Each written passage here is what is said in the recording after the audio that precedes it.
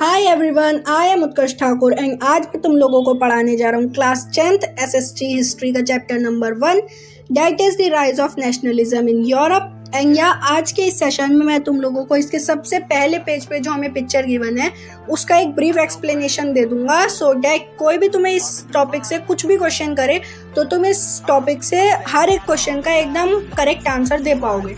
और बहुत इजी सा एक्सप्लेनेशन है इस टॉपिक का। सो जो तुम्हें ये पहले लगता था बहुत हार्ड है, नहीं, ये बहुत इजी टॉपिक है। तुम लोगों ने इसे अच्छे से समझा नहीं है बट या आज मैं तुम लोगों को पढ़ा दूंगा। सो देख लेना, बहुत अच्छे से तुम लोगों को समझ में आ जाएगा।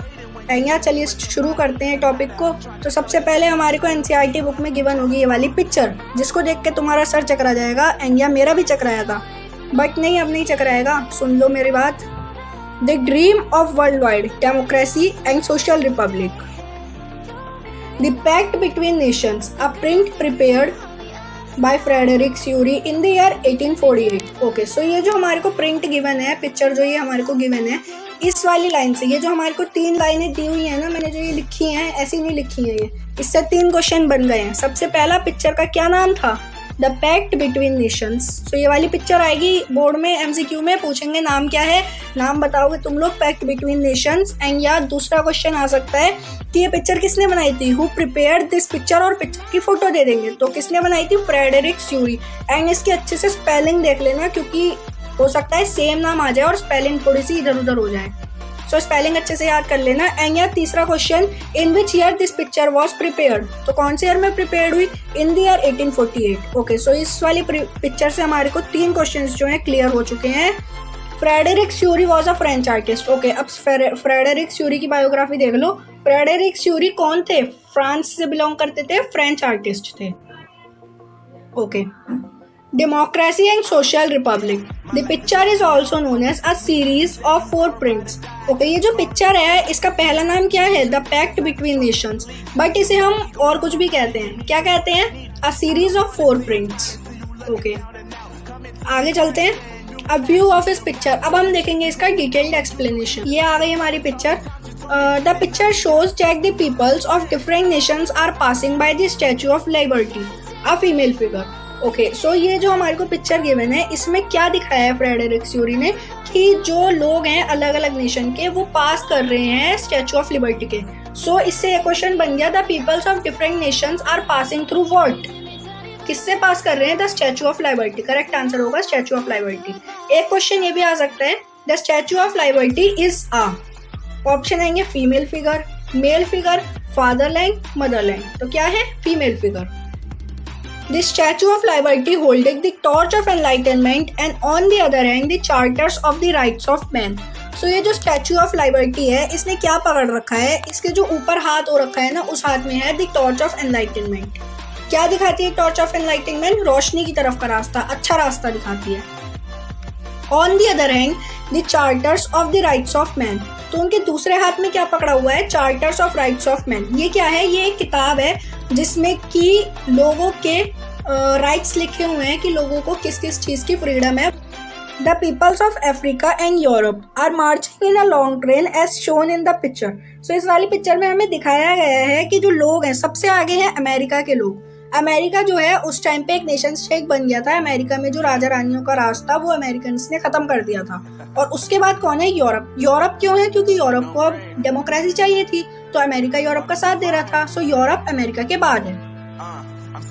एंड ये जो यूरोप कॉन्टिनेंट हमें दिया गया है, इस यूरोप से अलग अलग नेशंस हमारे को पढ़ने हैं अभी आगे, जो कि मैं तुम्हें पढ़ाता रहूंगा। आगे आते हैं, the heavens, Christ, saints and angels are gazing and symbolising fraternity among the nations. तो ये देखो आ गया एक ये हैवी सा वर्ड फ्रैटर्निटी, जिससे तुम्हारा दिमाग चकरा गया होगा, पर नहीं, ये बहुत इजी वर्ड है, मैं तुम्हें अभी बता दूंगा।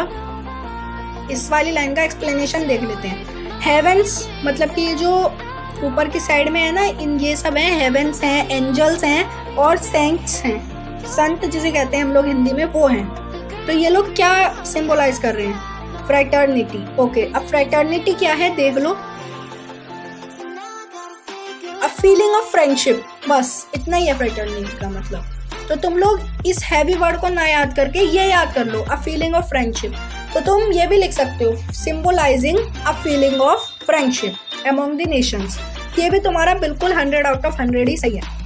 आगे आ जाते हैं। The above picture shows an utopian vision। अब देखो एक और हैवी सा वर्ड आ चुका है ये हमारे सामने, इसका एक्सप्लेनेशन देखते हैं। ये जो पिक्चर है एक यूटोपियन विजन दिखाती है, और यूटोपियन विजन क्या है, ये रहा इसका मीनिंग।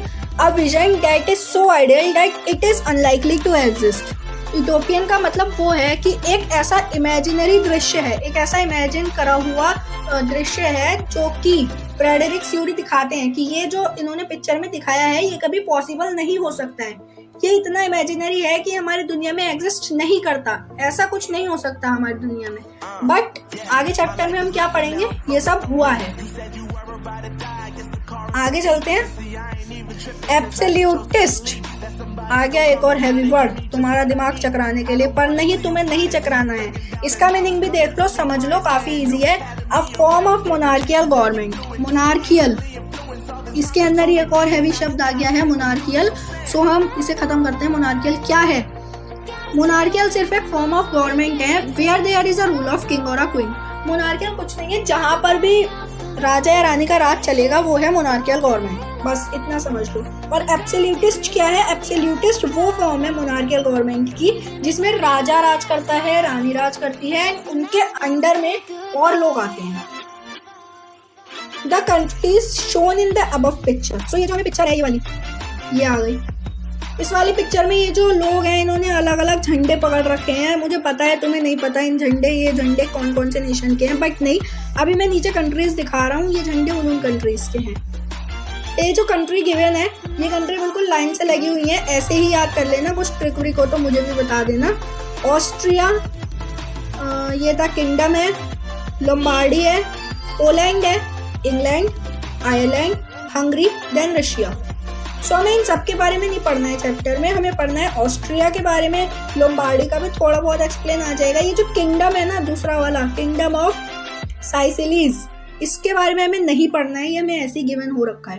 पोलैंड के बारे में पढ़ लेंगे, इंग्लैंड के बारे में गिवन है, आयरलैंड के बारे में भी गिवन है, हंगरी का तो अलग ही हो जाएगा, स्ट्रेंज केस है इसका भी, बहुत ब्रिटेन की तरह ही, ये भी पढ़ लेंगे। उसके बाद आ जाएगा रशिया, प्रूशिया, ये सब आ जाएंगे, देखते हैं। एंड ये देखो अगला टॉपिक है।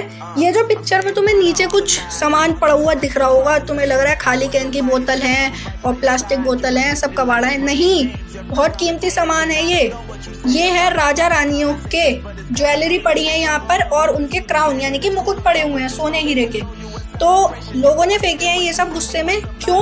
क्योंकि लोग राजा रानियों से नफरत करने लगे थे, उन्हें उनसे मतलब कि अब उन्हें मोनार्कियल गवर्नमेंट नहीं चाहिए, लोगों को अपनी खुद की एक नेशन स्टेट बनानी है। तो लोगों ने गुस्से में राजा रानियों के मुकुट तोड़ दिए हैं, उनकी ज्वेलरी जमीन पे गिरा दी है नीचे, और लोग अब लॉन्ग ट्रेन में जा रहे हैं आगे की तरफ। क्या दिखाते हैं कि अब हमें नहीं रहना है तुम्हारी मोनार्की में, अब हमें अपना एक नेशन स्टेट बनाना है, खुद की एक डेमोक्रेसी बनानी है।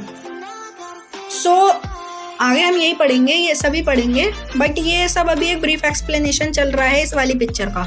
एंड यहीं पे हमारा ये वाला टॉपिक जो है खत्म हो गया है, इसके आगे ज़्यादा कुछ नहीं है, बस इतना ही था इस टॉपिक में। तुम लोगों को जितने भी क्वेश्चन है सब एक बार अच्छे से पढ़ लेना, सब्सक्राइब कर दो, लाइक कर दो। एंड आखिरी चीज़ रह गई है, questions for my lovely viewers. Okay, मैं तुम्हारी बात कर रहा हूँ, ज़्यादा खुश मत हो, मुस्कुराहट मत लाओ अपने चेहरे पे, क्वेश्चन सुन लो। इन सब क्वेश्चंस के आंसर तुम्हें मुझे देने हैं। कमेंट सेक्शन में जाओ, हर एक क्वेश्चन का आंसर लिखो, क्वेश्चन नंबर 1 डालो, इसका आंसर लिखो, 2 डालो, इसका आंसर लिखो, 3 डालो, इसका आंसर लिखो, एंड मुझे सेंड करो।